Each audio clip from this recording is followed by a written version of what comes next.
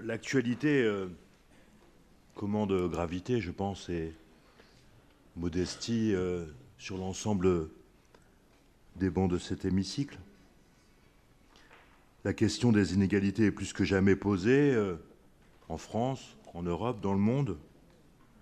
Et consultation électorale après consultation électorale, on mesure à quel point les propositions politiques, technocratiques qui humilient les gens qui souffrent, qui humilient les territoires abandonnés, qui aggravent les inégalités sociales et territoriales, produisent à chaque fois les mêmes effets. Un fou furieux, désormais président des États-Unis, et en France, au fur et à mesure où la campagne électorale se développe, nous allons de surprise en surprise. Voilà le champion de la droite qui nous fait l'apologie de la rigueur appliquée pour tous, sauf pour lui-même. Voilà le champion de la droite qui nous promet de nous serrer la ceinture et qui pense à préserver les siens.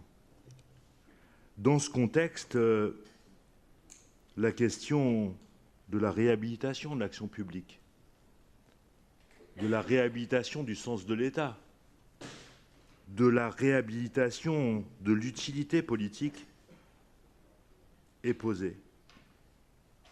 De notre point de vue, la politique, ce n'est pas cela. L'action publique, ce n'est pas cela. Le sens de l'État, ce n'est pas cela.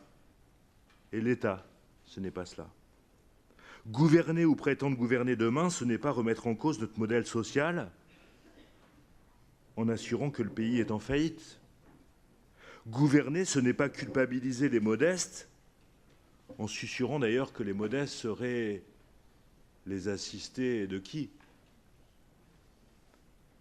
Gouverner, ce n'est pas dire que l'on réforme pour uniquement équilibrer les comptes et renoncer à corriger les inégalités sociales et territoriales. Gouverner, de notre point de vue, ce n'est pas renoncer à l'intervention de l'État, au rôle qu'il doit continuer à jouer pour accompagner les territoires. Cette déliquescence, même si je ne mélange pas tout, on ne peut s'empêcher de la ressentir à entendre les services de l'État, aménageurs du territoire, déclarer doctement l'autre jour à l'occasion de la réunion du SRADET, de lancement du SRADET à laquelle j'ai participé avec Céline Brulin, devant un large panel d'acteurs régionaux, réunis donc pour parler d'aménagement du territoire, que l'État était là pour porter à connaissance. Nous sommes en Normandie, au Conseil régional. Eh bien, ce sujet national, il regarde de près les régions en général et la nôtre en particulier. Ce serait donc aux régions de faire, d'aménager, à charge pour l'État de se contenter de regarder passer les trains et de commenter. Monsieur le Président, laissez-moi vous dire que nous ne partageons pas cette vision.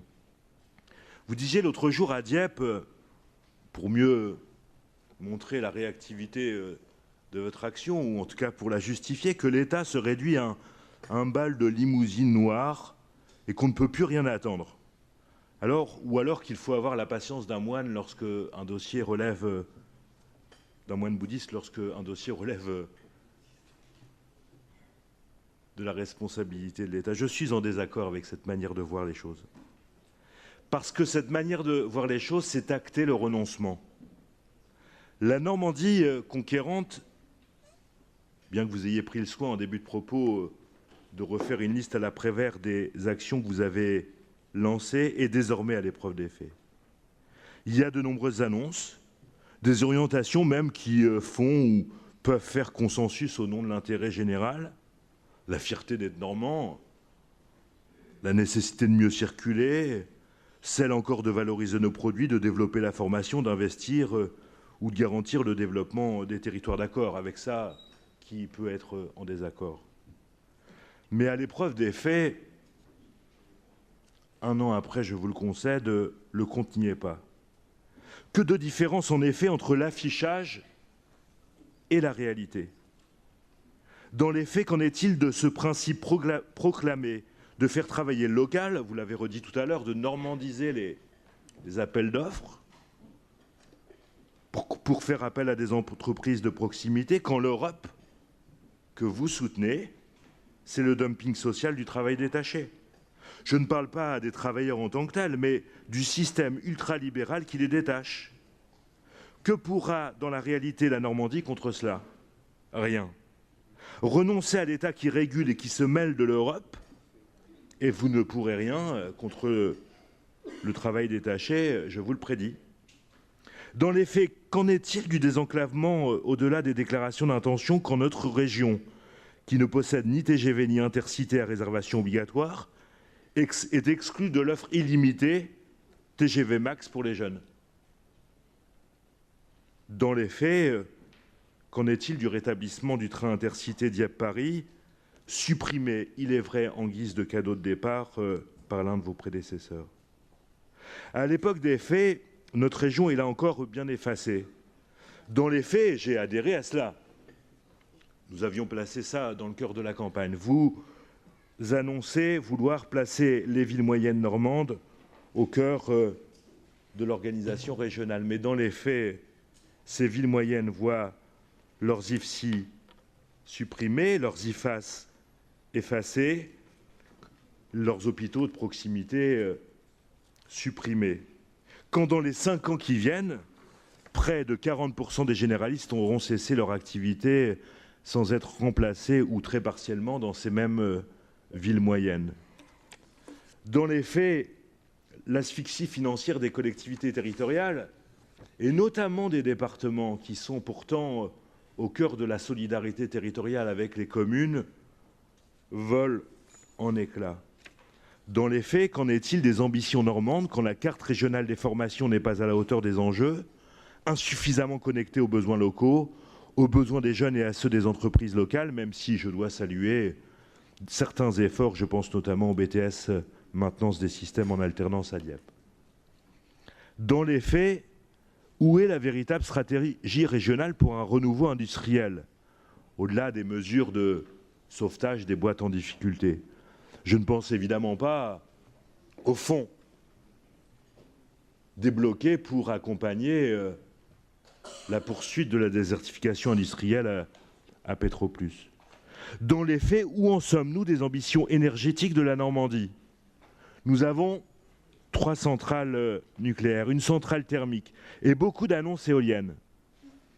Je formule la demande, Monsieur le Président, que le Césaire soit saisi d'une étude prospective actualisée sur la filière énergétique. Le nucléaire, qui est un fleuron français, est à la peine, parce que l'État s'est désengagé et que l'État a fait rentrer cette filière dans une logique d'actionnaire, parce qu'il a renoncé, en cédant aux injonctions de Bruxelles, laissant à des intérêts privés le soin de définir une stratégie de profit plutôt que de développement. Je ne vais pas refaire le film de ce désengagement depuis les années 90, mais nous avons besoin d'y voir clair en Normandie, où tant d'emplois dépendent de l'énergie. Dans les faits, on voudrait nous faire croire que la seule région, en partenariat avec des grands groupes privés, pourrait structurer une filière éolienne, qui n'existe pas encore en France. Qu'on pourrait le faire sans l'État stratège, aménageur, le seul qui puisse programmer des réponses aux besoins d'énergie de la population et de notre économie dans le temps et à l'échelle de l'ensemble du territoire français. Conclusion, Monsieur le Président, pour ne pas être trop long, je vous dis ma conviction que ce n'est pas en remplaçant la liberté, l'égalité, la fraternité au frotton de nos mairies par efficience, compétitivité ou équité qu'on répondra aux attentes légitimes de la population. Ce ne sont pas les vieilles recettes de la technocratie qui vont nous sortir de là. Ce n'est pas en proclamant l'État est mort, vive les régions en général et la Normandie en particulier, que l'on franchira l'épreuve des faits. La réalité de la région, c'est qu'elle doit développer aux côtés de l'État, pas à la place de l'État, garant de l'égalité républicaine et seul acteur qui puisse peser pour réorienter l'Europe. Vous dites avancer à grands pas, Monsieur le Président, tant mieux. Mais sans l'État, vous resterez petits bras. Nous voterons dans quelques semaines. Voilà ce qui se jouera. C'est comme les poupées russes. Ce qui est régional est dans le national. Pensez-y.